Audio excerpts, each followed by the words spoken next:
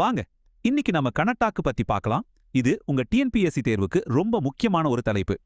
ஒரு கிரிக்கெட் பந்தை பிடிக்கும்போது எப்படி காயமாகாம இருக்கு, இதுக்கு பின்னாடி இருக்கிறது தான் கணத்தாக்கு.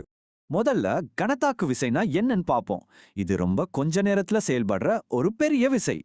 அப்போ கணத்தாக்குன்றது அந்த விசை எவ்வளோ நேரம் செயல்படுதோ அதோட பெருக்கற் பலன்தான். இந்த ஃபார்முலாவை நல்லா ஞாபகம் வச்சுக்கோங்க. கணத்தாக்குனா விசை பெருக்கல் காலம். சிம்பிளா சொல்லணும்னா J is equal to F into T. அவ்வளவுதான். சரி, இதுக்கும் நியூட்டனோட இரண்டாம் விதிக்கும் ஒரு சம்பந்தம் இருக்கு. அதுதான் உந்த மாறுபாடு. அப்போ J equal to delta P. இதுக்கு பேரு கணத்தாக்கு உந்த தேற்றம். எக்ஸாமுக்கு இது ரொம்ப முக்கியம்.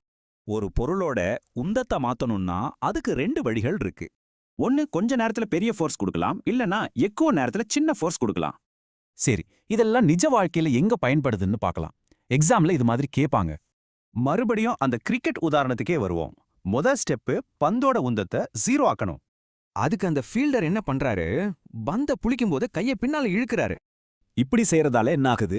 பந்து கையில படுற நேரம், அதாவது டி அதிகமாகுது.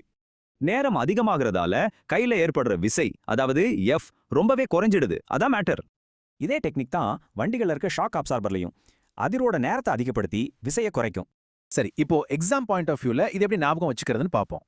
கணத்தாக்குனா உந்த மாறுபாடு, நேரத்தை அதிகமாக்குனா விசை குறையும். இதோட யூனிட்டியும் பார்த்துக்கோங்க. இந்த மாதிரி விசையை குறைக்க நேரத்தை அதிகப்படுத்துறதுக்கு வேற என்ன உதாரணங்கள் இருக்கு? யோசிச்சு பாருங்க.